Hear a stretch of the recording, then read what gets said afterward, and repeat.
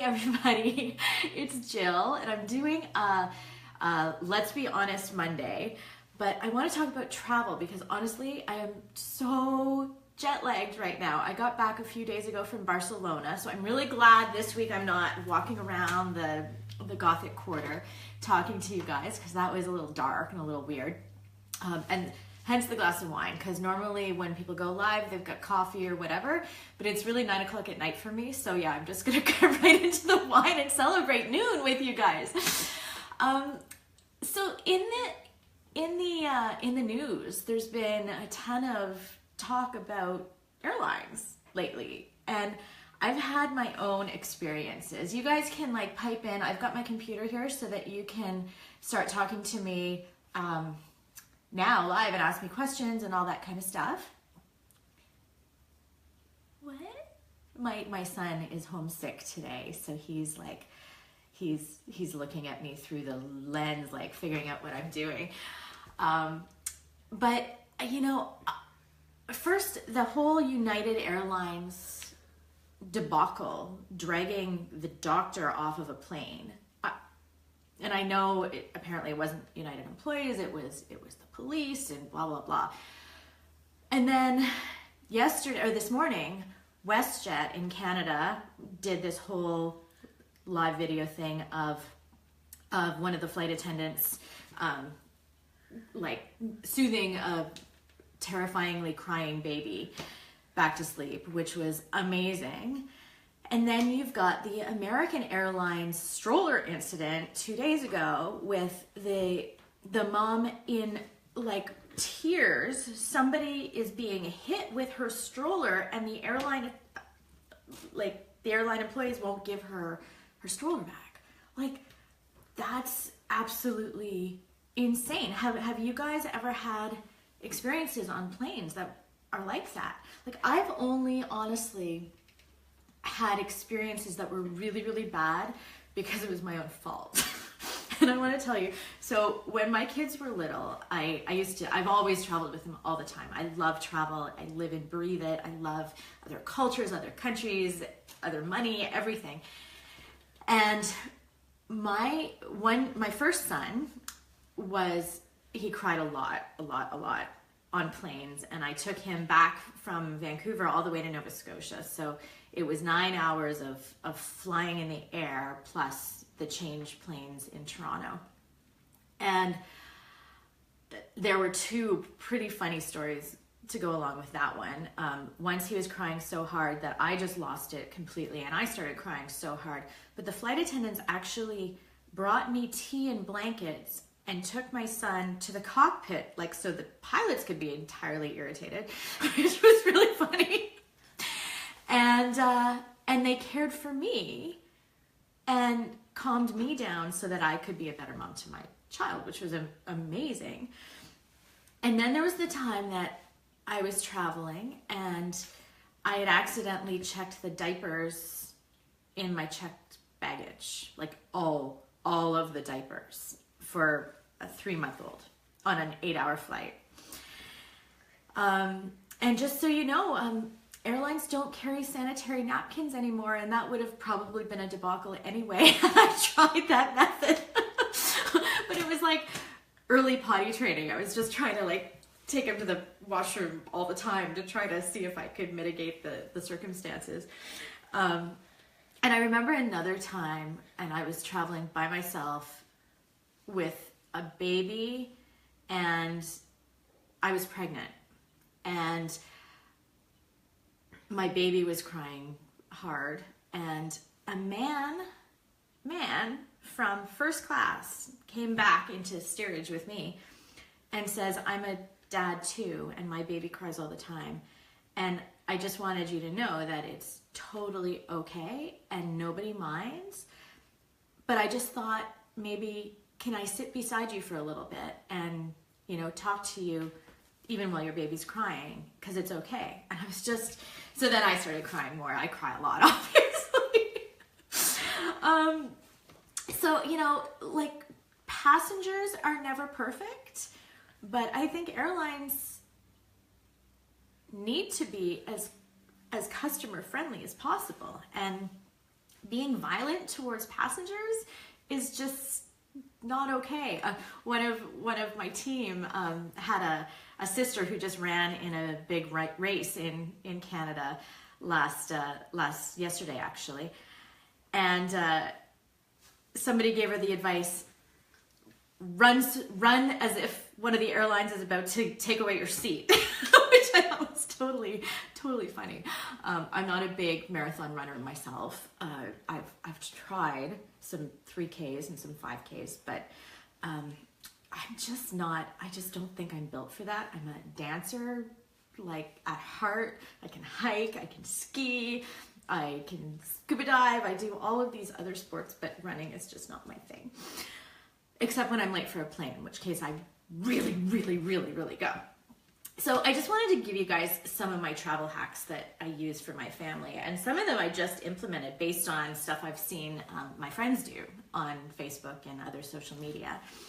One of them, like just before you go, the passports, I mean, obviously make sure they're not expired. I've had several reasonably famous travel writers, actually, not to mention any names, Heather Greenwood Davis and Maureen Dennis, who, you know, have booked their tickets to the wrong places accidentally. And there was this thing in the news the other day about somebody booking to Sydney, Nova Scotia instead of Sydney, Australia, which was really hilarious because I'm from Nova Scotia. But make sure your passport's not expired. It's really important, especially in this day and age. And another thing that my girlfriend does, which I thought was brilliant, and I can't believe, like, I had never thought of this or seen this before, but on the outside of their passports for the family, she actually just puts a sticky with the first letter of your name. And I can't imagine why I didn't think of this, because I've spent so many hours, like in total, going through every passport and trying to like put the right boarding pass with the right passport. Super easy, super good idea. And I've done it the same with our Nexus cards as well. We have the global entry traveler, trusted traveler cards, which I highly recommend, especially with all the chaos over the globe right now. The other thing I always travel with is all of our, this is my child health passport from my 2 kids that documents all their inoculations and immunizations since they were a baby. We won't go into that subject today, but my kids have had them all. And we went to Belize pretty early on in their life. So we actually went to a travel medicine clinic. And if you're going to do that, like start 6 months ahead, because some of the vaccinations, like Hep A and B, you need to get a couple of different vaccines to be fully protected. So I carry all of those with me, and I started doing that when I went to, when I went to Liberia with Right to Play, and I needed a yellow fever immunization, and they actually won't let you in the country if you don't have that. So that's a really good thing to check online to see beforehand if you're gonna need some special vaccination to get into the country. The other thing that I really want to mention, I did a travel segment on CTV a few weeks back, and those crazy travel segments are so short and crazy, and some people don't want to watch them because, like, you see the crazy horrific news on either side of them. So the fun travel is sometimes lost in translation. But one of the things I wanted to talk about, but I didn't have time, was the letter from your government. If you're separated or divorced or a single parent, you really need to travel with a letter from your former significant other that's notarized to make sure that you don't have trouble at the border taking your child or children out of the country if you're alone. You guys can totally comment on this and ask me questions. I'm here. So make sure you get that letter. The other thing that I do whenever I'm going somewhere sketchy, and sketchy being on the government's list of maybe you don't want to travel here unless you're absolutely necessary personnel, which I like going to places like that, but I always check on my government's website, the travel website, to see what their advisory is. And I know in Canada, you can actually register with the Foreign Affairs office to say, I will be in North Korea from September the 1st to September the 10th. These are my flights and this is where I'm staying. So they know immediately how many Canadian citizens are in a compromised country if anything should happen to go wrong. Okay, the other thing, this is really fun. I love talking about travel. Okay, so every time I go on a trip, typically what you should do is put all your coins and stuff in the bins or give them to people on the street or whatever. Invariably, I have pockets and purses and suitcases full of loose change that I've forgotten about, or there's euros stuffed in my bra, and I bring home a ton of crazy money. So I have these baggies. Okay, I'm gonna take a sip of wine. Cheers. Yes, and it's almost 5 o'clock in Nova Scotia where I'm from, so yay. So I have bags that I just, Ziplocs that I fill every time I come home, and I stick the money in them, pesos, and of course, and then before you board your next flight to wherever you're going, these I keep with the passports and the travel chargers and a pen. Always make sure you have a pen with your passport because you have to fill out all that stuff. And then you just take them and get rid of them the next trip. Now, my husband just landed in London, but neglected to take the bag of pounds. He's probably watching me from London going, ah! Other thing, travel chargers. I'm new at this. I've got 2 kids. When we go through security, we have laptop, tablet, everything times 4. The phones come out and the camera comes out, everything. It's people are not wanting to be behind us in security. But I should have thought before we started traveling often that, we have 1,500 gadgets. Bring more than one travel charger. Just do yourself a favor and eliminate the fights between your kids and yourself. No, mommy has to film a Facebook Live, so my phone needs charge. No, my iPad needs charge because I have to do my math homework. And just bring as many of these things as you possibly can, and just keep them again with your money, with your passports, everything, just to make sure that that you're all good to go. Okay, this is another one of my super favorite things, and these are just a guilty pleasure for me. Whenever I'm in France, there's a shop called Fragonard, and it's a perfume maker, but they have stores all over the place. And when you're down south, you can go and see the perfume made and whatever, concoct your own and get totally overcharged for everything. But whenever I'm in France, I find a Fragonard store and I buy one of these things every single time. So they're just ways to keep your luggage organized, and they're just so beautiful and linen, and then you're scared to put anything in them. Here's one for lingerie.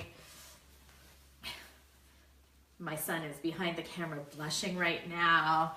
And then here's one that unfortunately got stained, but for shoes. Because you need really expensive bags for all of the different things in your suitcase, right?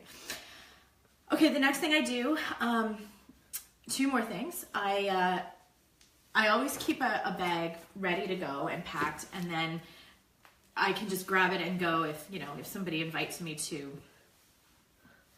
Russia at the last minute and I have to race to the airport right away and my bag's already packed and my passport's already organized. But I keep things like Q-tips, they always get disgusting and smushy in your bag, so I keep them in a little case. Little things like soap leaves, anything that makes packing easier and smaller and way more space saving is great. Anytime I see a little deodorant, it's just adorable as well. So I do that. And this, for those of you who are squeamish about any feminine issues, you might want to shut this down right now. I'm gonna talk about menstruation. Yeah, my son's leaving. But I just wanted to, I have this issue every single time I travel or get on a plane, and often lately it's been getting on a sailboat for a week. Bam! I get my period. I don't know, I think it's premenopause, probably it's like, surprise, you're in the worst possible place. Oh, you're on a flight for 12 hours. Guess what? So now I actually pack one of these cups. There's the Diva cup and then there's the Ruby cup. And then they're just like this. But it eliminates the whole like bring 1,000 tampons or pads or whatever. And it just makes me feel so much more comfortable, especially if I'm going away for a long time. Just like my shellac makes me feel much more comfortable because it's not going to crack. It's not going to, you know, go away and until I get home. I also do, for the kids, I do C-bands. If we're on a plane, if we're on a boat, whatever, I keep some of these in my toiletry kit because the pressure point on the wrist helps to eliminate the seasickness and air sickness and things like that. Little things like anti-mosquito patches are great. Again, like teeny little things. I always also bring, if there's laundry, I'll bring a Tide Pod, I'll bring, or a little thing of dish soap, because I find you can wash clothes in dish soap so easily. It's great. Wipes. And then the last thing, your phone. Like while you're with good Wi-Fi in your home, even at airports it's crappy for Wi-Fi, hotels tends to be crappy. While you're in your home with strong signal, download all the stuff that you're gonna need, your audiobooks, your movies, but also what just saved me in Barcelona was the walking app. So it's so amazing. Some of them are free and then they've got in-app purchases, but the one that I like, I think it's called Kumo, and it's a walking app for sort of every different city that's big in the world. It shows you a map. It shows you can type in, like, I want to go to the Louvre, and it will not only take you there and showing you a map, but you can track your steps so you can see where you've been, and then you just follow the little dot. And in my case, like, I'm following the dot and I'm like, oh look, I'm going exactly the opposite way that I should be going, and then I turn around, and then so it makes you a little bit of a more savvy traveler, and you don't have this big map in front of you while someone's like picking your pocket. So you know, have you guys ever used any of those apps? I absolutely love some of the travel specific apps, and then you just delete them when you get home, and then a lot of them too have packages, so you can buy, you know, the top 10 cities in Europe or whatever. So those are all of my little travel tips. Oh wait, I have one more. I totally forgot. Okay, this is funny. I was at this store and the sales lady was harassing me and being all irritating. And she was like, but do you have a travel dress? And I said, and I didn't want to really admit that I didn't know what a travel dress was. But she said, well, you need to buy this way too expensive dress because this is the perfect travel dress. And I've had a travel dress like this for the last 7 years and it's still good and it's just amazing. Well, so I caved and I bought the thing. But that was, I think that was 6 years ago. And I still have my go-to outfit for when I travel and when I travel in a rush and quickly and I really need to be comfortable and everything. So I just want to show it to you. So it's just like a black, stretchy, nice and stretchy, soft material, really comfortable dress that if you stick on like a statement necklace or big earrings or whatever, you're totally fine. You can put a blanket around. I mean, if you forget anything, you can just, you know, swipe one of the blankets from an international flight and use it as a shawl and like just fling your hair back and you'll be totally fine. You can stick tights underneath it. You can do high boots. You can do little flats. Having like the go-to travel outfit that you can just wrinkle up like this in your suitcase and chuck it in, amazing. So yeah, my goal is to find a new must-have travel dress. When I did the gift guide for holidays this year, we had a whole travel gift guide. I don't know if you guys saw them, but we did like 18 gift guides. just about killed me. But one was all about travel. And I found a few companies that do make some cool travel dresses and featured them. Still trying to get the dresses for myself online and find time to actually shop and get something.